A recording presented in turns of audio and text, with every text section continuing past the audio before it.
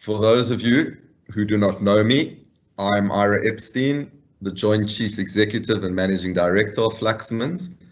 I want to welcome you all here this morning. Thank you very much for joining us. I'm sure that you will find this morning's question and answer session useful, informative, and very relevant. Our panel today consists of Colin Strime and Danie Pretorius. Colin is my co-chief executive at Fluxmans. He's one of the leading attorneys in South Africa in commercial and corporate related litigation, insolvency law, insolvency related litigation, insolvency inquiries, business reconstructions and turnarounds. Colin has authored many articles and is regularly requested to deliver lectures at conferences. I want to thank Colin for giving up his valuable time and for agreeing to assist us here on the panel today. Danie has lectured in commercial law, estoppel and unjust enrichment at Rau, and he completed his studies towards an LLM degree, which was conferred upon him in 1989. He has practiced as an advocate at the Johannesburg Bar, where he specialized in commercial litigation and labor disputes. He has held the position of legal director on the operations board of a major company and as the group human resources and legal director on the main board of the same company. He now specializes in labor law and commercial litigation. He has also acted as a judge in the labor court. Danie is also a member of the Fluxmans Exco, and I want to thank him also for his attendance with us today. Thank you to those of you who submitted your questions ahead of today's session. It is still possible for you to submit questions if you wish to via the online link, which should be present at the top or the bottom of your screen. There should be a Q&A box with a question mark sign. If you click on the question mark, it will allow you to submit questions. We will see how much time we have to answer all the questions submitted. I apologize in advance if we don't get to your question. We may very well run out of time, as we did with our previous session. Without further ado, I now will turn to the questions. Colin, I think we're going to start with you. I have the following questions for you and trust that you are ready. Colin, what factors do you take into account when determining whether to place a company into business rescue or into liquidation? Very good question, Ira. One would look at the history of the company that's in distress to see how far back the problems go. If they're very recent and as a direct result of the COVID crisis, and of course one tends towards rescue, if they're historic and they're old, then one would ask questions about turnovers, historic debt. One would look at the causes of the problems and then decide whether, dependent on the answers, whether the company is an ongoing business which can be restructured and can be saved. If those answers are no, then of course it's liquidation. If the answers are yes, then one would tend towards business rescue.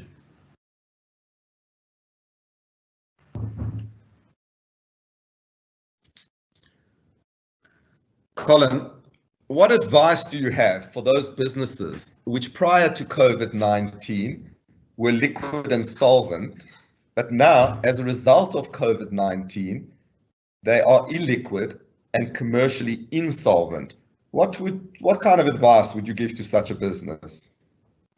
Well, first of all, we'd see whether they could be rendered liquid again with all the incentives that are now being offered before going into a formal process, such as a business rescue or a liquidation. If it's just a temporary problem, which a lot of the companies and businesses are now going to face, i.e. a shortage of cash because you haven't traded and you've had no revenue coming in for a couple of weeks, then of course that focuses one's attention to trying to save the company without having to formally do all the processes that would follow if, on the other hand, its liquidity problems were of a permanent nature. So yes, certainly we'd see if we could follow one of the incentives that have been offered, whether by government, receiver, a combination of them. And then if those don't help or those don't seem to solve the problem which the company has, then one would take it to the next level of going into rescue or liquidation.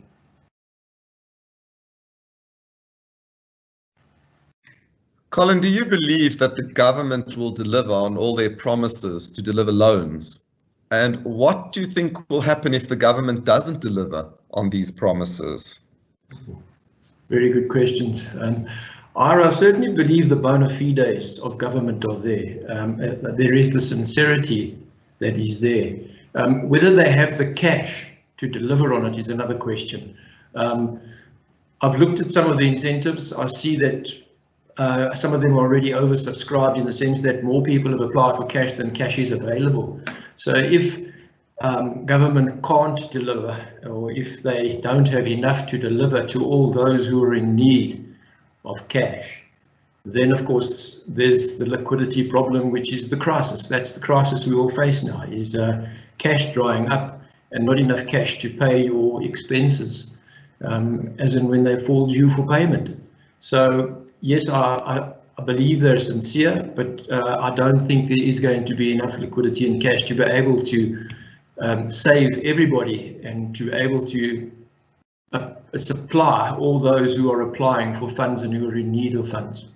The second part of the question then is what happens? Well, then unfortunately, those people are going to face creditors who certainly were going to put pressure on them to pay. Some will put more pressure on them than others, and they may even face threats of liquidation. And in that event, then they'll have to come and see or consult attorneys and take whatever action is necessary. I think that will be a consequence of government not being able to bail everybody out. And Colin, at this point, what advice would you give to directors of companies? What should they be doing? What shouldn't they be doing? What can they do in the current circumstances?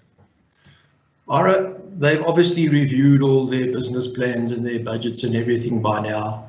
And I think they now know what their problems are. They probably answered the questions that most companies I've sat and answered at this point in time is, how much has our revenue dropped off as a result of the coronavirus? What percentages have dropped off on revenue? How much cash do we need? How much cash can we get hold of? How much cash can we borrow? Where can we get it? How do we fix the problem? I suppose these are the questions that they would be asking, and are probably answered by now.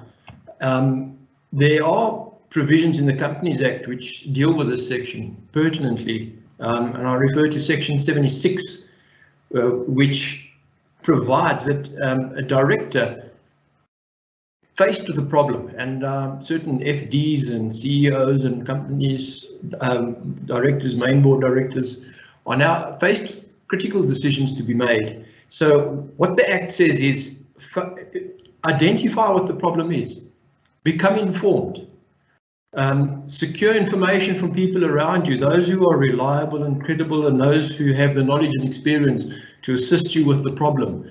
So if it's liquidity, if it's more than liquidity, become diligently informed. Keep an audit record of what you've done and what opinions you've sought and what information you've secured. You can even get it from your committees, audit committees, committees that you have faith in, people that sit on committees that you have faith in. And if you use this information and you make a decision, which the Act says is rational, and that's a commercially rational decision, and you believe when you make that rational decision that it is in the best interest of the company, then the Act says you are then absolved from the responsibility. You satisfy the requirements of your duties as a director in the Act, and that's the wording. So if I was a director, I certainly would be working on the problem, identifying the problem, finding solutions to the problem, consulting experts to the extent that I need expert input to assist me with it, keeping full records of it, and then when you sit as a board, you make decisions based on the information you've got that are commercially rational and are in the best interests of the company. That's your duty, is to the company as a director, not to anyone else. So Colin, from a practical perspective, I mean, I should therefore be contacting my landlord if I've got liquidity problems, looking to see if there's something I can do about renegotiating my lease or getting a holiday. I should be talking to suppliers, talking to the banks, that kind of thing as well. Are there many tools to address your liquidity problem? And certainly I agree with you. Yes, If your biggest expense is rent, your biggest expense is salary, which in most companies it is, or unless you're manufacturing and your purchases are a big expense, you've got all these tools available to you. Speaking to the landlord, trying to get rent holidays, raising lines of credit, exhausting your overdrafts if you've got lines of overdraft facilities with banks, all these things. There are many tools you can use to address the liquidity problem. And correct, addressing those creditors who are large, who you can't pay, and who are pressing is certainly one tool which I would recommend you explore. Thank you.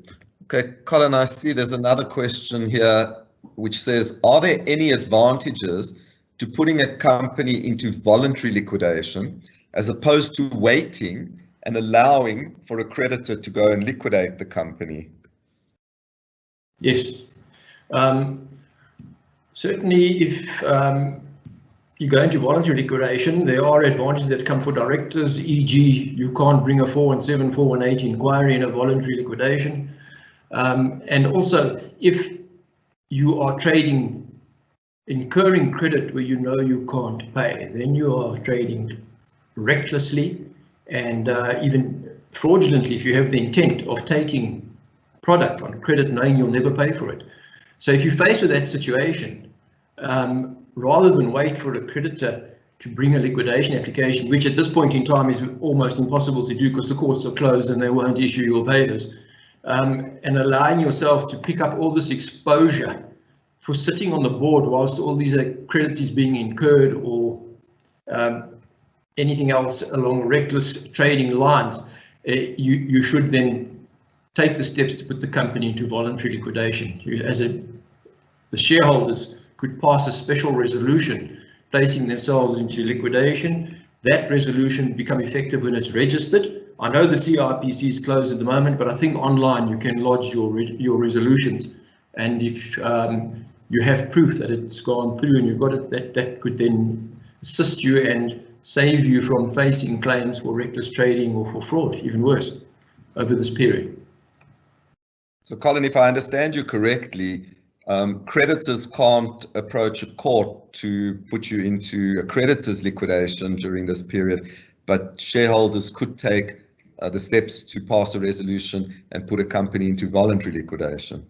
They could lodge their resolutions and the other few documents that they do need to achieve a liquidation with the CIPC. And certainly if the company is trading recklessly or insolvent circumstances and it's incurring credit, which whether it's a charge to your switchboard, supplies for rentals or the post office or telecom for calls coming in or going out, whatever it is, you avoid that kind of credit and you protect yourselves by putting your company into liquidation and avoiding claims after liquidation by your creditors who try and render you personally liable under Section 44 for having traded over the period knowing that you wouldn't be able to pay. Thanks. Colin, I'm going to take one more question for you and then we're going to switch to Danie for a while. If you were advising a board of directors, Colin, from their perspective, is it better for a company to go into business rescue or to go into liquidation? I think that's quite a relevant question. Yeah, that would depend on a number of factors. Certainly, if the assessment is that there's a business that can be saved, then certainly there's an advantage in going into rescue, getting the company through these hard times of illiquidity and then bringing it out of rescue once it stabilizes its cash flows.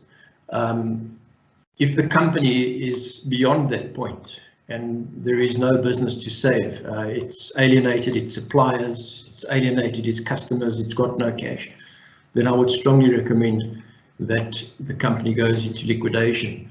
But having said all of this, in terms of the Companies Act, the New Companies Act, Chapter 6, once a company goes into rescue, at any time that it is no longer financially distressed, the business rescue practitioner can file a certificate with the CIPC taking it out of rescue. And I would look at in a scenario where a company now is just suffering from reduced turnovers and cash flow problems as a result of COVID, I would look at putting it into rescue, what I'd call a soft rescue. In other words, you get the company the breathing space it needs to stabilize its business and revenues. And when the company is then solvent, the business rescue practitioner, if he's satisfied it's solvent again from a commercial perspective, in other words, it can start paying its debts, takes it out of rescue. So I think, let's coin a phrase, let's call this a soft rescue. And this is the type of rescue I would recommend that, sorry, Ira. Colin, what would the requirements be for that soft rescue? What would I need to do to put myself into soft rescue? Do I need a rescue plan? And would there be a business rescue practitioner appointed?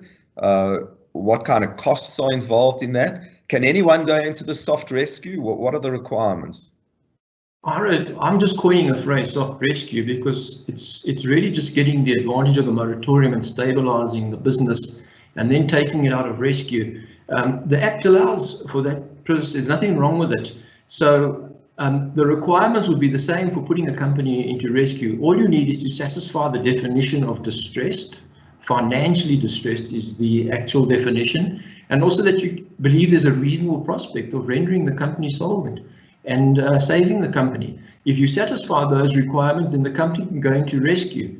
I'm saying it's ideal now in this situation where your problems arise solely as a result of the lockdown, where you've closed your business. Look at restaurants, look at businesses that had to close down and were told that it was unlawful and illegal to open and trade. They have no revenues. They are going to face liquidity problems.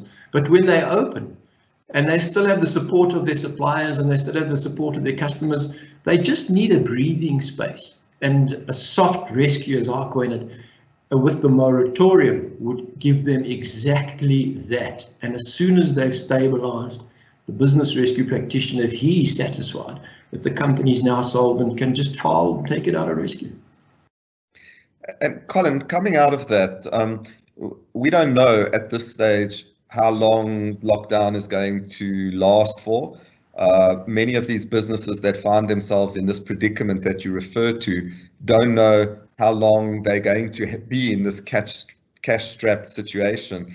If they did go into this rescue, how long, what kind of breathing space would it give them? How long before they either have to make an election or the business rescue practitioner has to decide, guys, we now have to put you in liquidation or we can bring you out of rescue? What kind of time frame would they have available within which they could try and do something in order to recover? Ira, the recommended time frame per the Act is 3 months, but there is no restriction on extending it. And all it takes is, if the business rescue practitioner believes they require more time, is to notify affected parties and the CIPC if it was a voluntary rescue, or to notify affected parties and the company's office, and the courts if it was a compulsory business rescue. So it's not hard to get an extension, and all you really need is a support of 50% of the creditors to extend the time limits, and that's very easy to secure. It's not 75% as you need for the plan, it's a simple majority. Thanks, Colin.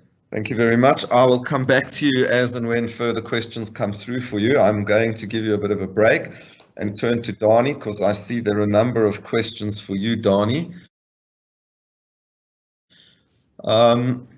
So, Danie, your first question: what measures in general are available to an employer to cope with the lockdown or the consequences of the COVID-19 pandemic? What can an employer do in these circumstances? Ira, the first thing that is the only one that is really formally legislated in terms of the Labour Relations Act would be the last resort option of a retrenchment process. For that, there's very rigorous requirements in terms of Section 189 of the Labour Relations Act that would have to be complied with.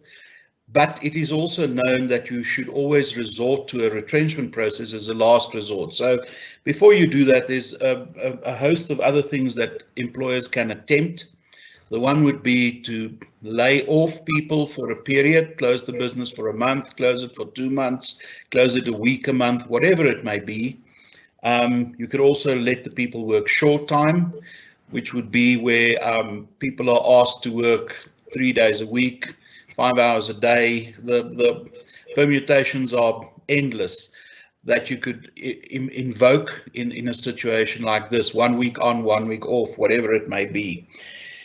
You can also go for the thing of salary reductions, where a lot of companies have already gone that route, where you require your staff or portions of your staff or the people who can't work during lockdown to take a pay cut for a while and then revert back to full salaries when situation improve. What has also been going around a bit is people taking retirement fund, pension fund holidays of the employer contributions. To get the employee contribution would require you to get the specific consent of the employees as well. The FSCA has made it plain in directives that they've issued that they will work towards expediting rule changes that allow for such contribution holidays as well. So those are really the steps for everything except retrenchment. One should attempt to get consent of your workforce. You'd have to consult them, you'd have to explain it to them, and if consent is refused, you could unilaterally implement, but you may risk a strike or people contending for a constructive dismissal under those circumstances. I don't think the constructive dismissal remedy would be should worry you too much, because in circumstances like what we are in, I don't believe a court would hold that the employer rendered the employment relationship intolerable. It was not the employer's fault. Constructive dismissal always require the employer to have done something that breaks the relationship. So the strike remedy you may face, and it's usually more of a threat where your workforce is unionized and the unions vehemently disagree with the reduction in salary or the short time or the layoffs. In my experience over the past few weeks, the unions have been quite accommodating because they know it's better for these steps to be taken at this time than for retrenchments to be embarked upon, which is quite final at the end of the day. So that in a nutshell, those are the possibilities that one could employ to try and get through this. Thank you, Danie. Somebody wants to know, assuming that the company embarks on short time, can the earnings of the employee be less than the minimum wage? In 2018, the National Minimum Wage Act was passed through Parliament, and it's set as a start-off amount 20 Rand an hour. And if you look at that act, it makes it quite plain that you can never pay less than 20 Rand an hour. So if you invoke short time usually ends up being less hours worked. So you can save the hours, but you cannot go below the 20 Rand as a minimum wage per hour. That is not permissible in terms of the National Minimum Wage Act. Thank you. Then there's a question which says that if a company embarks on short time and you have a few employees who disagree to the short time that's been proposed, can the company then embark on a retrenchment and ring fence only those employees to the retrenchment process? In other words, those employees that you wanted to put on short time who disagreed with it and you now choose to go the retrenchment route, can you kind of pick on those employees and retrench them? In terms of our law, any threat of dismissal to change terms and conditions of employment renders the eventual dismissal automatically unfair. Now, that's quite an unusual term, which is only found in the Labour Relations Act, which means that it is the most abhorrent type of dismissal, and the courts are allowed, the Labour Court in particular, you cannot go to the CCMA or something like this. The Labour Court is allowed to punish the employer by awarding 24 months salary or remuneration to the employee who was dismissed in this sense. So you cannot use it as a threat. However, if you have people who refuse, firstly, you can go the route that I've explained earlier, and that is, if it is a small group, I would suggest that you unilaterally implement. Usually a small group of people will be ineffectual in standing on the corner with placards and striking. And as I've said, the strike remedy would not really avail them. The constructive dismissal remedy would also not really avail them. But you can go on a retrenchment exercise, and if you do that, you would just have to use objective criteria in selecting who gets retrenched. And if some of these people are objectively selected, that would be no problem. But if they are the group that gets retrenched, you would face an automatically unfair dismissal claim. Thanks, Danie.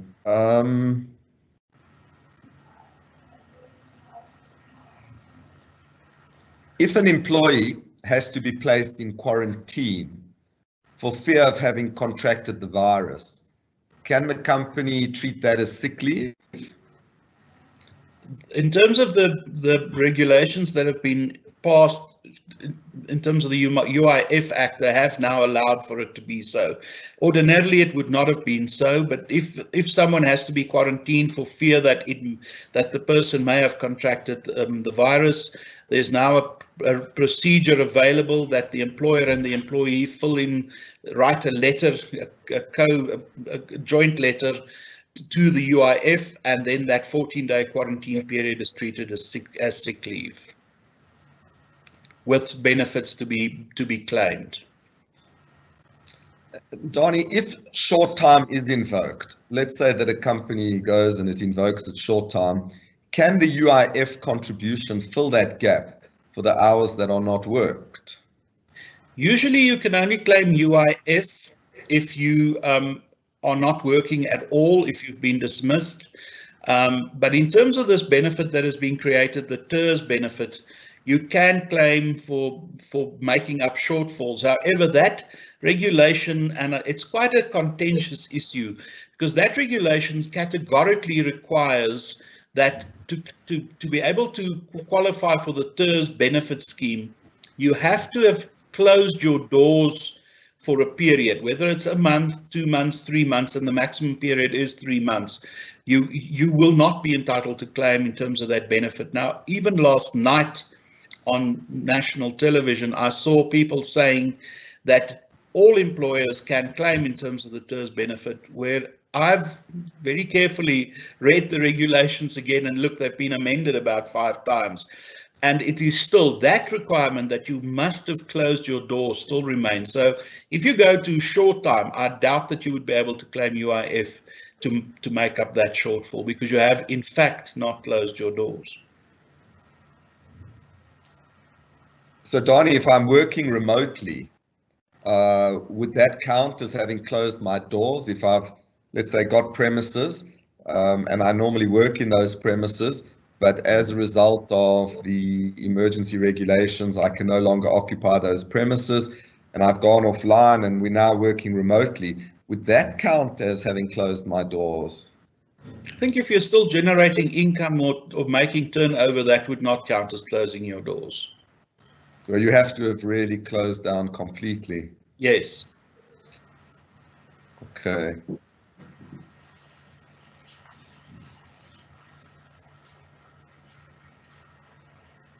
Danie, is there any UIF death benefit available?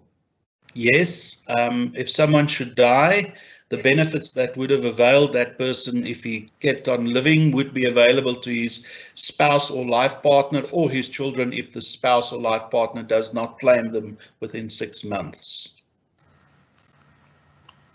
Danie, just going back to that previous question, the unworked hours, can they be treated as paid leave? The unworked hours, you can take paid leave if you have paid leave available to you, but usually that is no good to the employer, because the employer is sitting with a cash flow problem, and he then allows people to take paid leave, and usually it would be a progression. Whilst you do not have work and you have people that have to be paid, you can put them on leave. That is what's mostly happened during the lockdown period. But once you get to a point where you are now struggling to pay because of cash flow constraints, it's no point in putting people on paid leave. So then when you reduce the hours, it's specifically not to have to pay out so much money. So no, at that point, not anymore.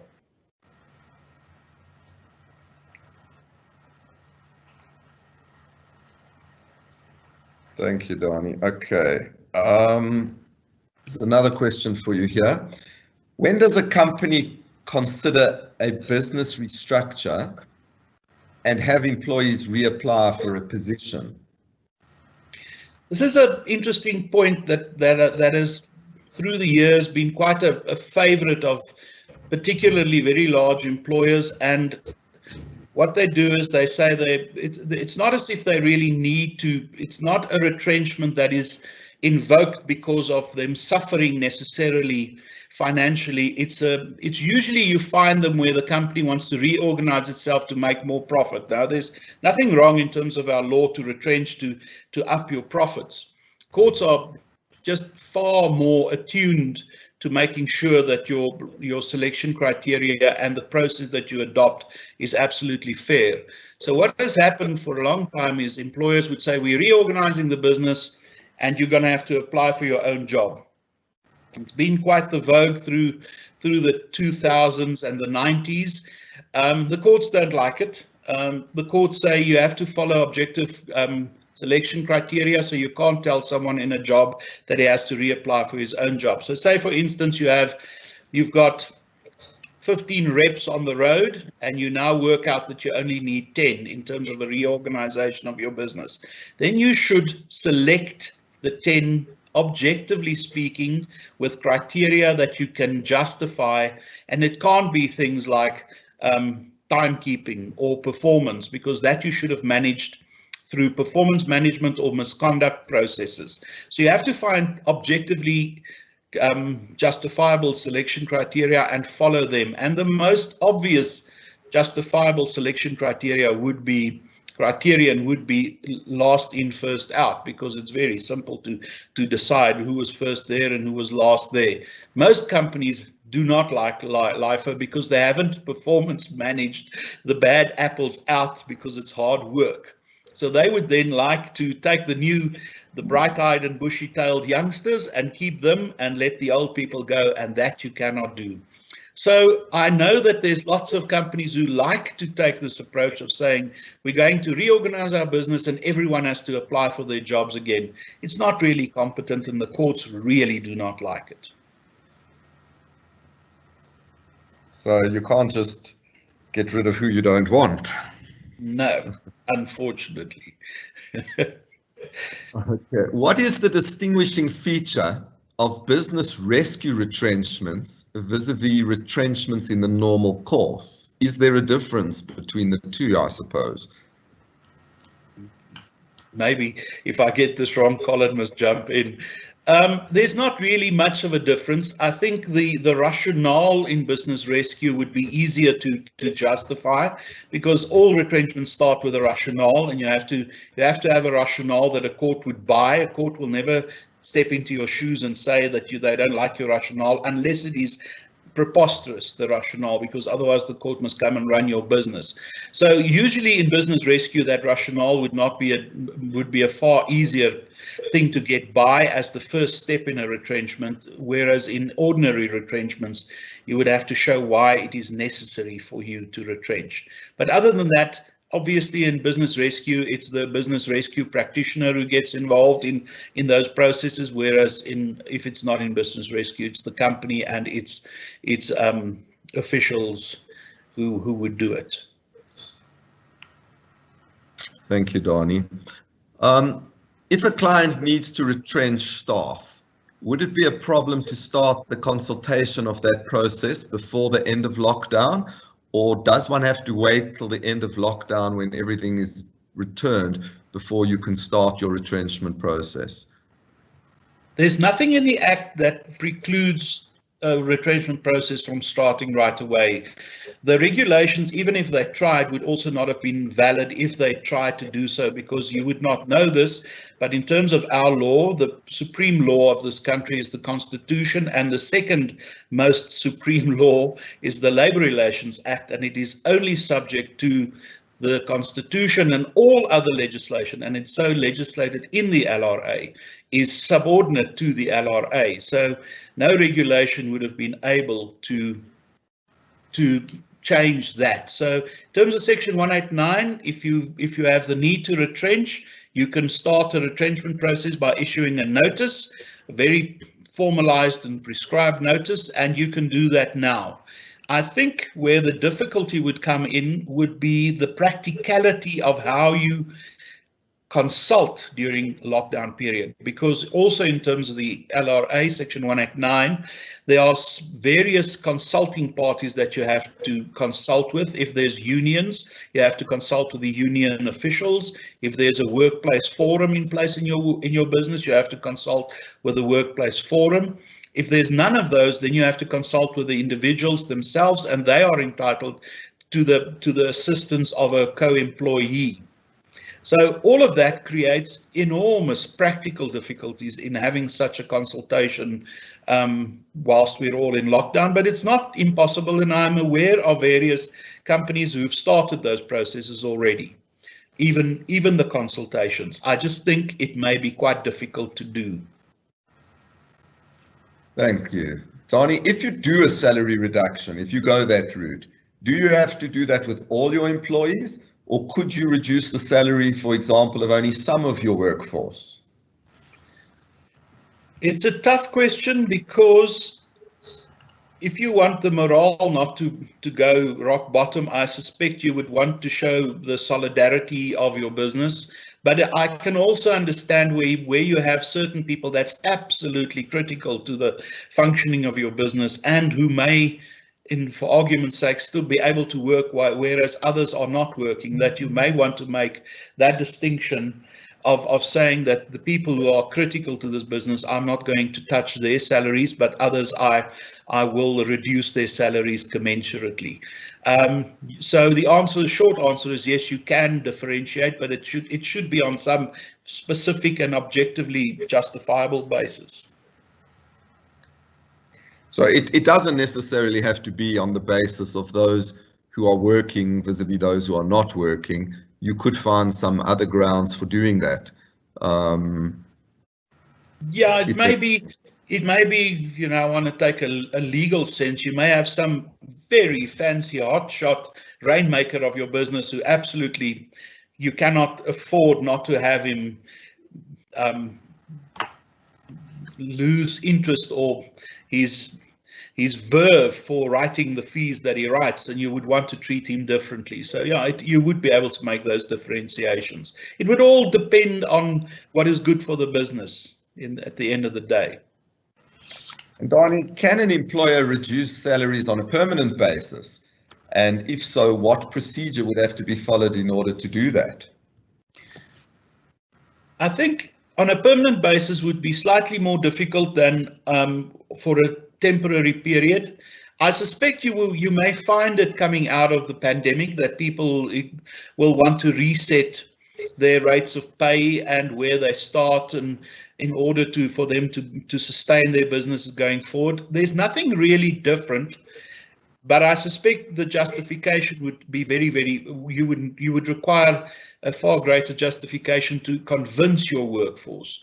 Look, if they don't like it, their only remedy in terms of our law is to strike or to claim a constructive dismissal. There's some technical contractual remedies, but they all really do not assist employees because they would be limited to their notice period. So I'm not going to go into that for this purpose. In terms of labour law, you would be able to do it as you would do it on a temporary basis. But I suspect if you want to ensure the viability of your business, you would have to have very cogent reasons to do so, and it would in all probability be as a result of the fact that you can show that whatever you do, whatever your business endeavor is, that it has reduced to such an extent that you cannot afford going forward for a long time to pay what you've paid in the past.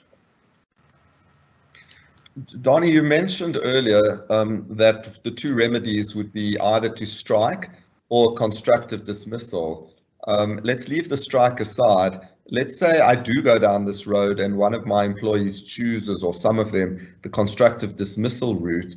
That's a real risk for me, isn't it? Because at the end of the day, I don't know how long these matters take to come before the CCMA or the court. And then if they are, is there a possibility that they could be reinstated? And if that happens, do I then potentially have to give them back pay, even though they haven't worked? Constructive dismissal, per definition, is the employment relationship having been rendered intolerable, and it has to have been done as a result of something that the employer did. So it's quite unique to find employees claiming reinstatement from a constructive dismissal, because it's contradictory to the requirement of intolerability.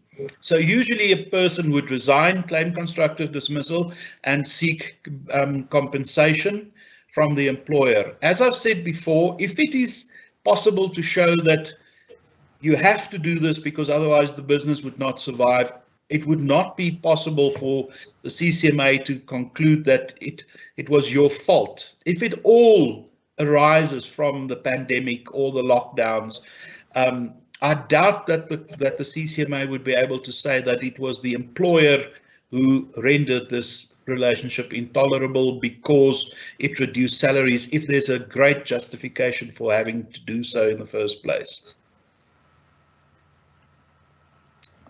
Thank you.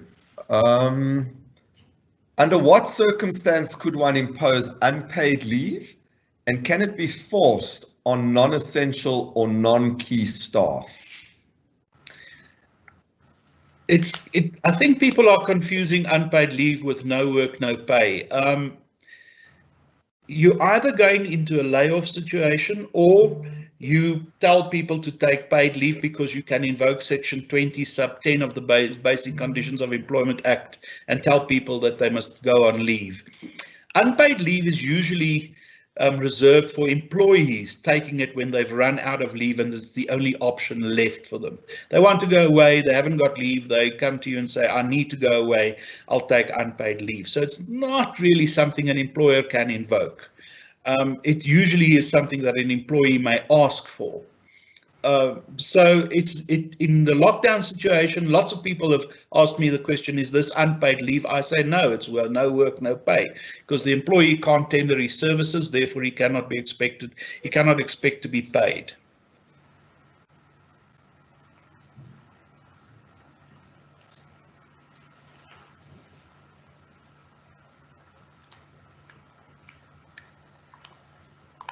Ara, you've gone, there's no sound. Sorry. Okay. Danie, what percentage of staff? What percent of staff need? Yes. What percentage of staff would need to agree before you could implement any of these proposals? For example, short time. Do you need 100% of your staff complement to agree, or 51? What's more or less required in that regard? Look, there's no specific requirement. If you are part of a bargaining council, most of the bargaining councils have that built into their main agreements. There it is a notice requirement. You notify the union, you have a consultation with the union, and most people sometimes also get this wrong. Consultation is not the same as negotiation. Negotiation presupposes give and take. Consultation is purely to inform and to listen to the other side's viewpoint on what you tell them. So you need to consult, and then you can, and it's usually a time limit in terms of those agreements, say 4 or 5 days, and then you can go either on layoff or short time, whatever it is.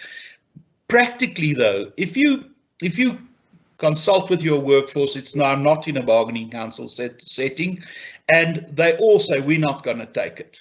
Then you can probably expect a strike. So then you would probably be wise to find some other alternative. I know of companies who have gone this route already during the lockdown, and they have basically said to their workforce that this is an alternative to us having to embark upon retrenchments. So you must think carefully about whether you want us to then rather go into retrenchments, because we cannot think of anything else to do to keep alive. And they found that the workforce absolutely still refused, and they had to then step away from the short time or the layoffs and immediately embark upon a consultation process to trim their business down to a size where they could remain afloat. I would suspect that if you get 60–70% of the workforce saying yes, you should be good to go, and you can force it down on the others, and they must decide what they want to do. Usually with those low numbers, you would not expect them to be able to make too much inroads. And as I've said, I doubt that the courts will hold that that's a constructive dismissal. Thank you, Danie. If somebody's already on maternity leave, one of our employees is, you put one of your employees on maternity leave, and then you go into lockdown as a result of this COVID pandemic, what would happen to that employee and the benefits to which that employee is entitled? And what, if anything, could you do relative to that employee to reduce the benefits? Look, in terms of our law, if someone goes on maternity leave, they're not entitled to be paid. They obviously claim UIF for that period, and therefore there should not be much to be done unless, in terms of your terms and conditions of employment, most companies pay some portion of the salary even during maternity leave, or they top up the difference between UIF and the usual salary. If a person is on maternity leave and you want to reduce those amounts that you are still paying, same principles will apply. You would have to at least consult with that employee before you do it. If it's impossible to consult because she's about to have a baby, she's in hospital, whatever it is, then I would suspect it would be rather grim to do it without any process of consultation. But again, we're living in unusual times, and if it's the only way for your business to survive, you may even probably make out a case that you had no other choice. But I suspect with one person on maternity leave, if your business is going to not make it because you have to reduce the salary of one person, then probably your business would not make it in any event. Danie, if a company has reduced salaries, but you don't actually shut down, is there the possibility still to claim UIF? That's this whole point that is quite controversial, because it's not that clear. Look, the regulation has never messed with that requirement that you have to have shut down for a period up to 3 months. So that regulation still exists. There were two requirements. The one was that you must be financially distressed. The other one was, when they came out initially, other one was that you had to close down. They took out the financially distressed one and it's no longer required, but they left in the one that says that you have to close down. Now, there's been 3 or 4 amendments again after that, but they have never taken that out yet.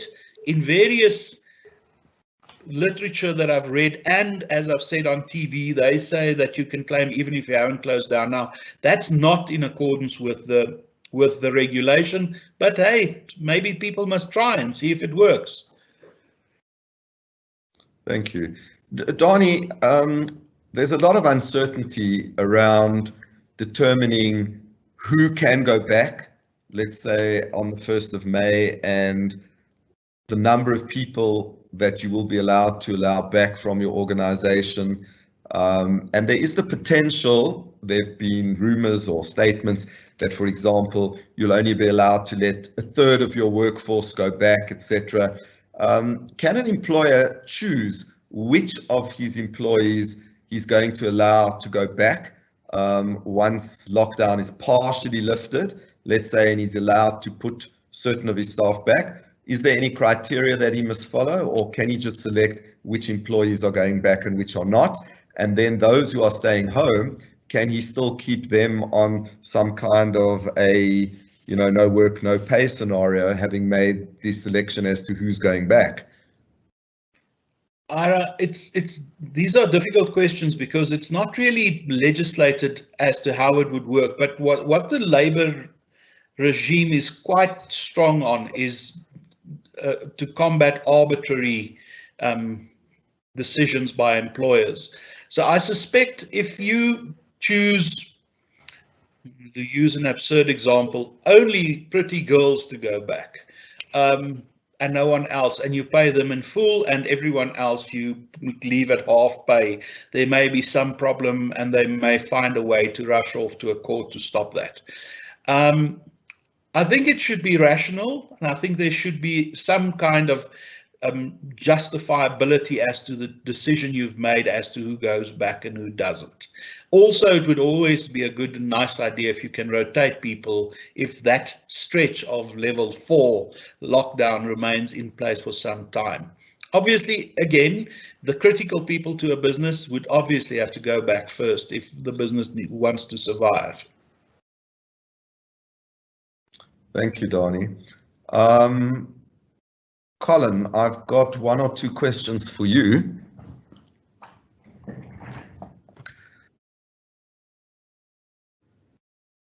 Colin, what are the implications of a liquidation process where there are amounts owing to SARS?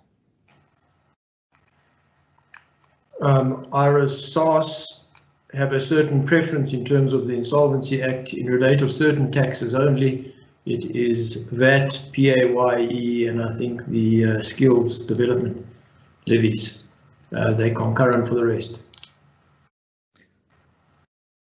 And Colin, can I, if I've got cash at the moment, decide which creditor to pay that cash to? So, for example, if I've signed personal surety with a bank, can I take the cash that I've got and settle the overdraft so as to ensure that I reduce my risk under the personal suretyship? Or would that be a problem vis-a-vis other creditors at a time like this? Ira, you would pick up the anger of the other creditors who aren't being paid, and if the amount was substantial enough and their claims were substantial enough, they would then litigate with you after liquidation on the basis that you prefer these creditors. There are provisions in the Insolvency Act which are incorporated into the Companies Act, and there are provisions in the Companies Act which attack these kind of transactions. The only time that you may get away safely with that is if the bank was a secured creditor on the security of assets of the company, not an outside guarantee or suretyship as the example you've given to me. So if in the company the bank was already secured with a notarial bond over the stock and assets, or a special bond over the assets, and it had a cession of the book debt, and you had cash and you paid them, it would be a very hard job for a creditor to attack that kind of transaction in liquidation, because the monies would ordinarily have gone on in liquidation to that creditor anyway. But to the extent that the bank is not secured by any of the assets of the company, and your intention in preferring the bank in paying them with available cash now is to try and get your suretyship released, then you would pick up, well, certainly a creditor would be entitled to attack that transaction, as it would certainly sit up as a sore thumb, and one of the things that would attract attention of a liquidator or creditor after liquidation commences. But okay, but if the bank is secured, then the fact that I settle the bank out of available cash, which would have gone to the bank anyway, that shouldn't be a problem. Correct. Could it be a problem if there are other secured creditors as well, Colin? Yes, depends on the nature of the security. If the security is in the company to the bank, in other words, it's against the company's assets, then I agree with you. I don't think it would make much difference on a rand and cent basis.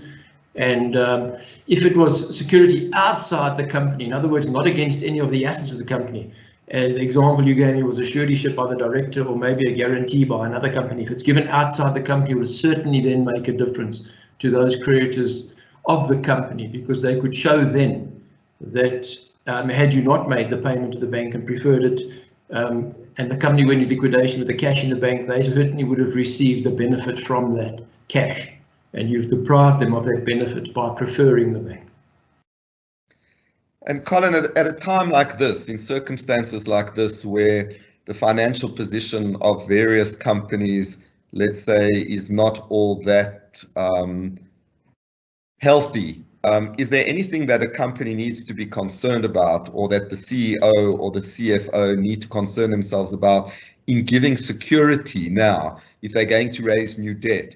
If I have to go along now to the bank and raise some more, another overdraft facility in order to get me through the lockdown, and I give security now in circumstances where I may not quite be insolvent, or there's a question around the health of the business, is that security good, or is there something that we should be concerned about? The giving of security now for money to come in is good security. If you're securing old debt, and section, I think it's 88 of the Insolvency Act provides that if you're giving security against old debt, and that security is more than 2 months older than the date you lodge in a notarial bond for registration, then you've got to wait 6 months for that security to what is known as the hardening of the security, the maturing of the security before it becomes good security. So if your company is liquidated within that 6-month period, then that security is attackable and is probably no good. If you've given security now for old debt and a combination of new debt, then if you analyze the section I referred you to, you would be good for the security that is for the debt that is incurred 2 months before lodgement, and any other credit given after or from that 2 months onwards. So once you've exhausted the 2 month and you've got all the claims in the 2 month period, any other credit you've given more recently would be covered by that security. Okay, so if I'm giving security now for funds that I'm raising now to get me through the lockdown for future debt, I'm covering future debt, that should be good. That shouldn't be a problem. Yeah, if it's a session or book debt, yes. If it's a notarial bond, then it's only as good as the 2 month period before lodgement and any other credit you've given after that period. Great, thank you guys. I see we're reaching the end of the session. I can tell you all that a copy of this session is available. It has been recorded. If anybody would like to get a copy of the recording of this session, they should just contact our marketing manager, Renelle Berry. She can be contacted on email at rberry, that's RBERRY, at fluxmans.com, and she will then be able to provide you with a copy of this recording if you require it. Unless there are any other further questions from the attendees, I'm going to call that a morning, and thank you guys very much for participating and for answering the questions of the attendees. Thank you both. Thank you. Thank you, Ira. Thank you for everyone attending. Thanks, guys.